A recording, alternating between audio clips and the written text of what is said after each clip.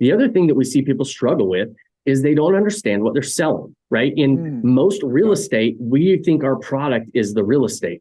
Our product in short-term rentals is an experience. And so we buy real estate to help deliver an experience. And so on the marketing side, people miss over and over and over because their Airbnb listing looks just like it could be on Zillow and selling the property. And that's not what we're selling. You're missing the boat because that's not what people buy when they go vacation. Welcome to the Threefold Real Estate Investing Podcast. This is the podcast where you'll not only learn how you can achieve massive success in multifamily real estate investing, but also how you can simultaneously pursue great relationships with your family and a better walk with God. You can achieve financial freedom through real estate investing without sacrificing the relationships that mean the most to you.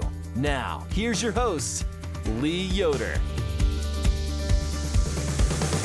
Welcome back, Threefold listeners. I hope you're having a great week. It's off to a horrible start for us here in Cincinnati, Ohio, after our Bengals went down.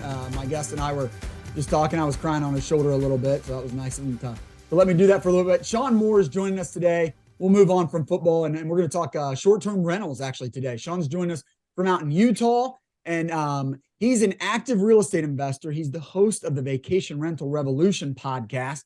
You should check that out after you hear more from Shawn. He's the founder of Vodacy.com, the #1 vacation rental investing education company in the world. Shawn has one goal in mind: to cut through all the noise and help you find success in acquiring, managing, and marketing a profitable vacation rental portfolio. Shawn has helped thousands of new and experienced investors alike navigate the complicated world of vacation rental investing. If you don't catch him in the office, he'll be spending time with his wife and 2 kids on a river, beach, or mountain somewhere where phones and computers don't work. I can second that. Shawn, thanks so much for joining us today. Happy to have you. Awesome, Lee. Appreciate you having me, man. Real quick, before we jump into the short-term rentals, I was telling you that this is a multifamily show.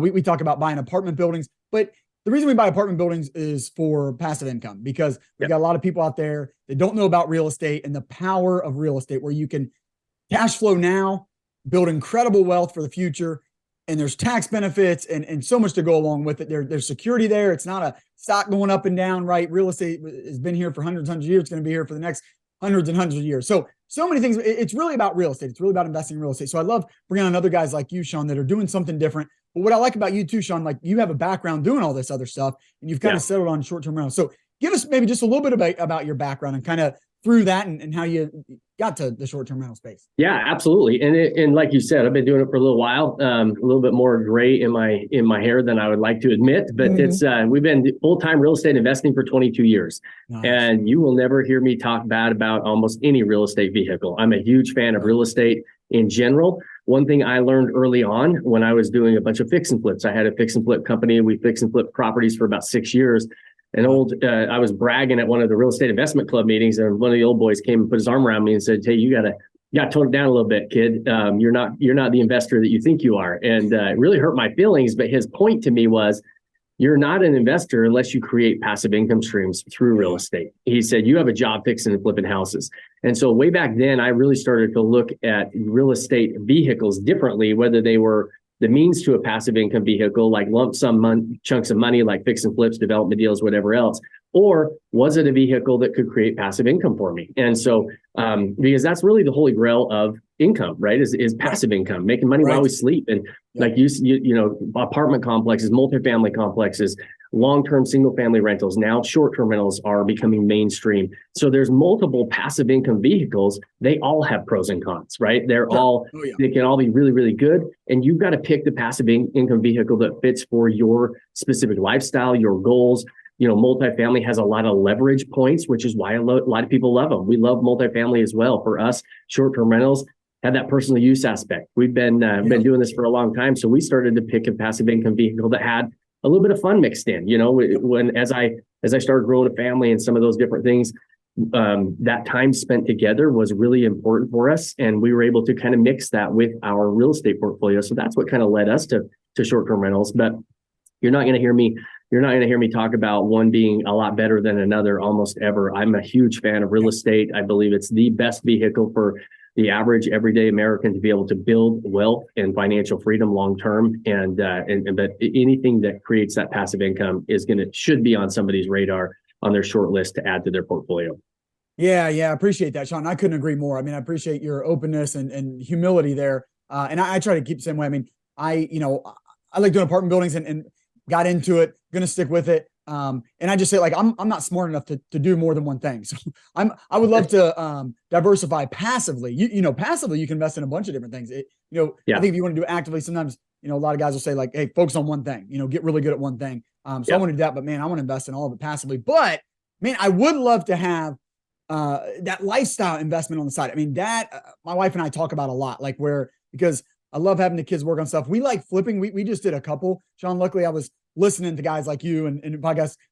So I kind of learned before we even started flipping. I still started there. I feel like you almost feel like you have to start in a single family home. Right. So we flipped one house, but it was like, this was just a different job. That's, we sold it, we made some money, did good, but it was like, it's just like all the guys are saying, like, it's just a different way to make money, and it's real estate. So it's like you said, Shawn, let's not bash it. It's a great way to get in. It's a great way to make money, but it's not investing. It's not passive, unless, I don't know, you start a business around it and then you pull yourself away, something like that. But it's not passive. If you hold on to that house and rent it out, now you've got a chance of passive income. But so, appreciate all that, Shawn. So as we move into the short-term rental space where you're at now, I'd love you to build it out a little bit. And I think, maybe just what are some of the common shortfalls or pitfalls that people run into? I mean, I know for me, Shawn, when I think passive income, even though I'm active, what keeps me a little more passive is a property management company. I would not do apartments without a property management company. And so that, for me, looking at it, Shawn, that's my thing, is like, how the heck am I going to manage this? Because when I think about a short-term rental, I think people are moving out every couple of days. My residents hopefully move out after a year. So we've got to worry about it once a year. And again, that's my property management company worrying about that part. So that's just one question I'm throwing. I wonder if a lot of people have that, Shawn, where it's like, man, I'd love to do that, Shawn, but I don't want to get text messages, 4 or 5 text messages with every new resident moving in every 2 days. So that's one thing to throw out there. I'll let you take it where you want, Shawn, but maybe build that out a little bit, a couple of the pushbacks for people not wanting to get into it. And then what are some pitfalls maybe people get into? Yeah, absolutely. And so, you're exactly right. Short-term rentals, if there's one big major pitfall, is there's a lot that goes into the management side of it, right? You're in the hospitality business. This is not just an asset that is going to have a long-term tenant for a long time, like what we typically see on almost every other real estate passive investment vehicle.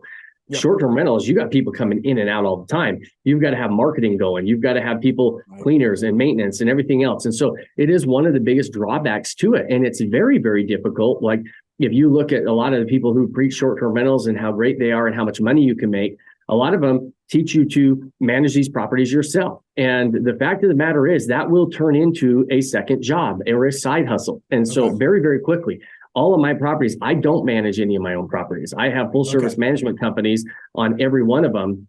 For us, I look at the P&L at the end of every month, and I look at the calendar when we want to go use our properties, so they can be set up passively. The drawback to that is you're paying about 30 to 35% of your gross revenue to a management company to become completely passive. And so now all of a sudden those numbers better work. You better understand your underwriting, right? A lot of the draw to short-term rentals is, holy crap, look at how much money I can make extra versus a long-term rental. Well, you've got a lot of extra variable expenses that are way higher than a long-term rental that you would have, because 35% is a lot to become passive.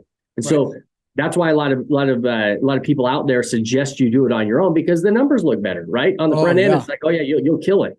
Which we do make good money on these properties, but not every property works. And what we're really coming off the tail end of as well, Lee, is the last couple of years, having a short-term rental was like having toilet paper during COVID, right? Everybody was making money with these properties. It was an explosive growth phase. COVID completely accelerated the maturity of this asset, the popularity of it as a preferred travel choice. But now as assets and asset classes start to mature, the top 20% of the market is really where all the money's made. And so if you can't operate at that top 20% of the market that makes 80% of the money, you're going to struggle a little bit. And I think that's what, as you navigate into this world of short-term rentals, we love it. We have a ton of fun with it. It's all I invest in right now, but it's also not just rose-colored glasses. You have to look at it through the actual, my goal for people when we talk about on our podcast, or I get on other people's podcasts, is to walk into this asset class with your eyes wide open, because it can be a lot of fun. just like anything else. But you really have to understand the pros and the cons of it if you're going to walk into it and have any success.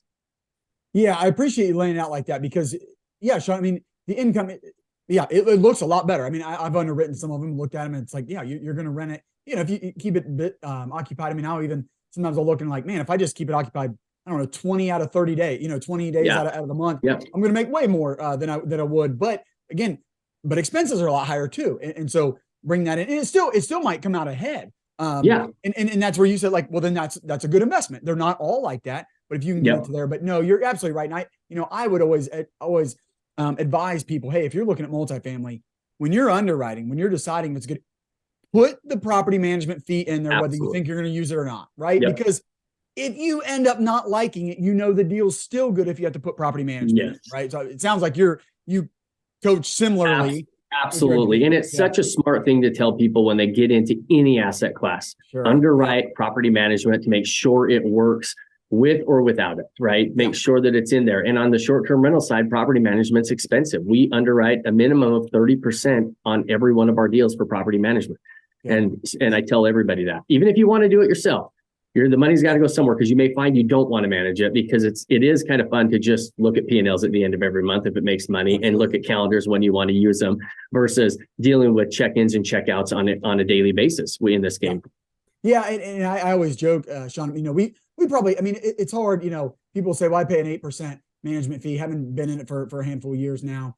Yeah. But then they take first month's rent, and then, now we're into bigger properties. So it's a 4% management fee, but we pay all the payroll. And I mean, we're probably, and some multifamily investors would scoff this, but it could be close to 20% sometimes, like if you really break it all down. But I always joke that, I mean, don't tell my property management company, but I'd pay them double to not have to do it. I mean, I would pay them double before I do it myself, knowing what they deal with.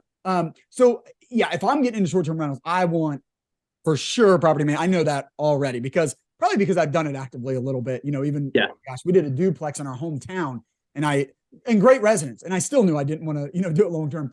So how is the property management, Shawn? That'd be, can you get good property management? And I'm assuming they're doing everything on the front end too with the marketing and all that, or do you handle that? And then I guess another question I'd have, does everybody put all their properties on Airbnb, or are there other ways to do it? Tell me a little bit more about the management. Yeah. So on the property management, finding the right one is like hiring an employee. It's a pain. It's probably my least favorite part of the process, right?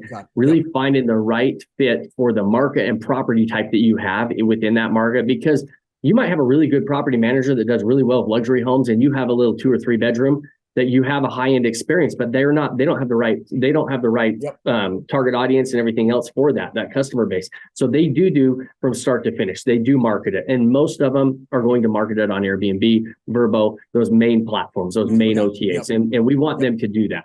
Now, what we do is we actually layer on paid ads on top of our property management ads and actually just direct traffic to them. So we actually run our own ad campaigns. We do a lot of paid advertising on Facebook, and we have a really good track record of return on ad spend for that. So we'll run down multiple roads at the same time so that our properties can, we can push those rates and occupancies to really operate toward the top of the market. Tell us a little bit more about Vodacy and what you guys do to help out. Yeah, we've got a program that we help investors that are seriously thinking about getting in this game in the ownership model, right? There's a lot of people in short-term rentals that do the arbitrage, co-hosting, all those different things. We're really help people, investors that are trying to build a portfolio of short-term rentals and understand how to set it up passively. We talk about it. It sounds easy. In this specific asset class, short-term rentals, it's not as easy as you might think, right? It's one of the biggest drawbacks is they're not that passive. So to make them passive, there's a lot of things you're going to want to do, and then being able to maximize them and operate toward the top of the market. So we've got a group, we've got almost 2,000 active investors in our high-end mastermind group across the country. So we see this a lot. We have almost 1,000 properties in our Vodacy portfolio. I mean, we've been doing this for a little while, and so we like to help people dive into this game and get into this game, like was said before, with their eyes wide open, so they do have a good experience and have a lot of fun with it. Yeah. One question I just thought that I kind of missed, Shawn, lending. You got to finance right. We tell you, buy right, manage right, finance right. So we've kind of talked about a couple of the others. What's financing like on most? Yeah, financing it's actually a little bit, for people who are familiar with multifamily. we're actually, because short-term rentals are, they're single-family rentals or single-family homes for the most part in nice areas, right? So a lot of people assume you just got to go get a traditional vacation home loan, second home loan, maybe just a traditional investment property loan that you would normally get. What we're seeing in our game right now is a lot of lenders are getting into this space with asset-based loans, DSCR loans, or debt service coverage ratio loans, which are similar to what you would have on a multifamily deal as a commercial property, right? The asset itself qualifies for the loan based on the income that they're projecting it makes. And so that's a lot of fun. It gives us the ability to really scale portfolios.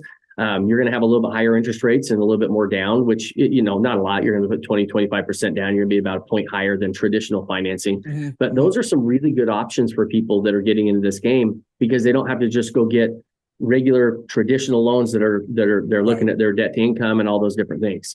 As you were talking about people kind of getting into it and having one idea, I mean, I imagine that's so common in this space right now, because it does look so good. I mean, my wife and I, even fall into it like, oh, let's just, we like going down to Florida on spring break, leaving Ohio, and let's just buy something down there, and then we can, take it 1 or 2 weeks out of the year, like whatever we want to do. It sounds amazing. And, to your credit and in your group, like some of that's true. You can do that. But what do you see, Shawn, that people get into this and they end up getting back out because what are the mistakes that they made? They try to manage it themselves, or what else? What did they miss that it's like, man, you guys are giving up on this, but you didn't do it right. Right. One, by far and away, the biggest is they say, I'm just going to manage myself. It's always crazy to me when somebody tells me they're going to manage it themselves. I say, there are people that manage it themselves and do an amazing job. Like that's what they love to do, right? They want to be in the hospitality business. They want to have that communication. I hear people say, well, I'm going to manage it myself. One, to either save money, or two, to learn the business. Both of those are really horrible reasons to manage a property yourself. And so we see a lot of people get in and get out for that reason. The other thing that we see people struggle with is they don't understand what they're selling, right? In most real estate, we think our product is the real estate. Our product in short-term rentals is an experience. And so we buy real estate to help deliver an experience. And so on the marketing side, people miss over and over and over because their Airbnb listing looks just like it could be on Zillow and selling the property. And that's not what we're selling. And so if anybody's listening is actually owns a property and is struggling and they're not managing it themselves, they're like, I feel like the wave's gone out. We're riding the market. The market's changed. I would look in the mirror and say, look at your listing and say, are you selling an experience, or are you trying to sell a property? And if the answer is I'm selling a property, you're missing the boat, because that's not what people buy when they go vacation. They're buying an experience, right? Right. Yes. This is just for me. What are we didn't really talk about buying right. What are some of the areas? I know one, and I don't want to get into all the regulation. I mean, I'm sure it's so hard to even talk about because every city's different. But I do think about places. I'm from the Midwest, so I think about Gatlinburg and Hilton Head. That's kind of where a lot of Ohio people go. Yeah. And I think Gatlinburg's been doing short-term rentals before anybody knew what that was, because like there's cabins. They've been doing that. And then it was like, oh, everybody else is doing this and they're calling it Airbnb and whatever. And kind of same with Hilton Head. So I think of places like that. Like, to me, it's like, it's never going away. They've been doing it. It'll never stop. There's got to be some good management there, and there's demand there. So I think of some of the hot spots like that. I'm sure there's a lot of competition in places like that too. Am I thinking about it the right path? Is that how you guys think about it when you think? Absolutely. Hey, where are places you should go? What are the major profit drivers, right? What's bringing people there? When you think about Gatlinburg or, down in Myrtle Beach or Hilton Head, those, it's the beach, it's the golf, it's the mountains, it's the national parks. Those are major profit drivers that aren't going away. There's a lot of other major profit drivers that make a lot of money with short-term rentals, like colleges, major medical centers, any major corporate headquarters like Bentonville, Arkansas, or Walmart. Those markets can be really good for short-term rentals as well. Major sports teams, things like that. So there's a lot of major profit drivers that people sort of ignore as well. And so when we underwrite them, one, you touched on it with regulations. This is now a mainstream asset class. Most municipalities are saying, hey, we like them here, we don't like them here. So you better understand where you can do them and where you can't do them, because that'll get you in trouble really quick and you'll be shut down. So we have to make sure, just like you can't go build or buy an apartment complex anywhere, right? It's got to be zoned for. And same with short-term rentals. So that's an obvious now that wasn't as obvious a couple of years ago. I've got a member who has a short-term rental in Nebraska, in a really small town in Nebraska next to a junior college, because her kid was going there. and she couldn't find, there was no good hotels, right? So she bought a little duplex, turned it into a short-term rental, and absolutely kills it on the ROI side of it. And so, you just have to think about what are the major reasons people go to an area, and then be able to fulfill that need of, okay, when they're coming here, can I add to that experience? And if so, you probably have a good option. Yep. And then get it managed right. Absolutely. That's awesome. Hey, Threefold listeners, just want to take a quick break from the show to introduce you to our sponsor, Pure Property Solutions. They specialize in CapEx projects for multifamily and commercial properties in the tri-state area. They handle painting, carpentry, roofing, windows, and more. The Pure Property Solutions team prides itself on quality work for a fair price with excellent customer service. They are adept at keeping a good relationship with residents at the job site and are always willing to work toward a creative solution while keeping finances in mind. I can speak to this firsthand.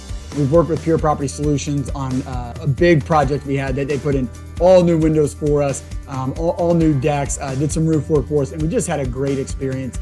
They deliver quality product. They have good craftsmanship, good communication. And to be honest with you, like, not everything went perfectly, but when things didn't go perfectly, they returned our call, they fixed it, they got out, they heard us, and they made it right. And that's what you want. Check them out. If you've got a big CapEx project here in the tri-state area, check out Pure Property Solutions. The link will be in the show notes. Now, back to the show. Where are some of your favorite places, Shawn, that maybe even just you and your family own? Yeah, so mine almost always revolve around national parks. We love to hike. We love the outdoors. Like, all of mine revolve around national parks. I've got a number down in Florida, some down in Georgia. We've got some out here out west, Utah, Wyoming, Idaho. So I love the national parks, and being able to get in the outdoors. That's kind of our jam. Yeah, you're speaking our language. We just got a board game. The kids got a board game for Christmas called Trekking the National Parks. It's an awesome board game, and you're just going around the country at all the national parks. And so it's got us so pumped up to go. And I don't know, you probably knew this, but like, fourth graders and their family can get into every national park for free for that entire year. That's awesome. Yeah. Right. Yeah. So my daughter's coming up on that. So we're gearing up to head out west, man. A lot of the really good ones are out there. Well, man, this has been great, Shawn. I'm interested in this. I think a lot of people, most people have, some kind of an interest. I really like the way you talk about it, the way you educate on it there, Vodacy.com, Shawn, because I'm with you, man. I always say all investment property, you've got to manage it right. And I can tell, that it's a big part of what you got to buy right. So, we kind of covered that. You got to finance right, cover that. And then you've got to manage it right. And I can tell you and teaching your students to do all that, the community's doing all that. So I appreciate you building all that out for us, Shawn. Yeah. I always like to ask, my guests as we kind of wrap up here, what would you say is a key ingredient for being a successful real estate investor overall? And I guess I'd say, for you, a successful short-term real estate investor. Yeah. I think the number one key ingredient is you have to look at it for the long term. Like, what do you want life to look like in 5 years, in 10 years, in 20 years? I think we overestimate what we should expect in a year, and we underestimate what we can do in 2 or 3 or 4 or 5, right? And so you're getting into real estate, make sure you take the long-term approach, because the future looks bright when you take the long-term approach in real estate. Yep. Oh man, couldn't agree more. I'm not going to add anything to that, Shawn. I say that all the time. That's really good. Hey, a little bit of flip on that question. What would you say is a key ingredient for maintaining your priorities while pursuing success in real estate investing? So, if your faith's important to you, your duty as a husband, as a dad, how do you balance that? How do you make sure you're having success in those areas that are more important in real estate while also building a great real estate portfolio? Yeah, well, I can tell you, like, for us, faith, family, and business, those things are so critical for what we focus on. And I know it's really easy to always just kind of focus on the business, especially anybody that's like a type A, you're just like, hey, I'm just always going to be hustling and grinding. And faith and family seem to take this back seat. Well, the older I've gotten, the more I realize that actually is at the front of the game, right? So what we do is we compartmentalize our time, and that is by far and away the top priority for us now. Like, my wife and I, we wake up every single morning before anybody gets up, and we have an hour where we just spend together. Like, that's part of our morning routine, because at the end of the day, it's hard, right? We pray together every night as a family. We say what we're thankful for. Everybody goes through that, but you have to prioritize it, and you have to compartmentalize and make sure that you give that time. I used to tell my wife, I'm just too busy for this. I'm just too busy. I need to do this. And she reminded me a long time ago, and I'll never forget it. And she just said, you're not too busy. Quit saying you're too busy. It's just not a priority. And so it's hard to look in your mirror and say, my family's not a priority or my faith's not a priority. And so we're saying, okay, I'm not too busy. I'm going to prioritize it. And I'm going to dedicate time every single day toward that. And it's non-negotiable time, right? It doesn't matter how busy we are. That's for me, that works for me because I can let the day get away from me if I don't just say, this is what I'm doing right now. And those two things are prioritized at the beginning and the end of every single day. Man, I love that. It's so good, Shawn. I think, people have said, hey, you say you prioritize your faith, you say you prioritize your wife, your kids, but does your calendar say that you do? Exactly. Right? 100%. That's a great point on it. And I love too, Shawn, there's a lot of wisdom. I mean, people say I'm not a morning person, this and that, but man, there's a lot of wisdom in starting your day, right? I mean, getting in the word in the morning, spending time with your wife in the morning, because you're right. I mean, the day gets carried, especially if you have kids, like, or a busy job and you're driven, like the day just gets away from you. And all of a sudden you're exhausted, right? It's the end of the day and like, oh, maybe I got a half an hour to spend with my wife, but we're exhausted, But that morning, man, devote that to the things that are really important. I think that's 100% agree with that. It started off right. I mean, even if you're not a morning person, figure out what your morning looks like and make sure that there's some time there, whether it starts at 9 or whether it starts at 4. I don't care. Figure it out. Man, absolutely. Yeah, good stuff, Shawn. Wait, man, I know Vodacy.com, that's where everybody can get all the information. Man, go there. I had the website open. I know, Shawn, you've got a great podcast. That's the Vacation Rental Revolution podcast, correct? Yes. Yep. And then a YouTube channel as well. We'll put all that in the show notes. Shawn, send everybody over there.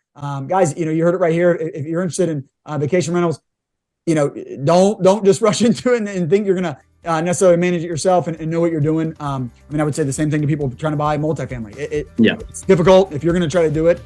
So get some help. Go over and check Shawn out. But, this is really helpful, Shawn. Thanks for coming on today. We really learned a lot. Thanks for having me, Lee. Really appreciate you. Yep. Take care. Thank you for joining us for another great episode. I hope you'll take action on what you've learned today. If you enjoyed today's show, please consider leaving Lee a 5-star rating and review. And check him out on threefoldrei.com. Until next time, 1 Timothy 6:17.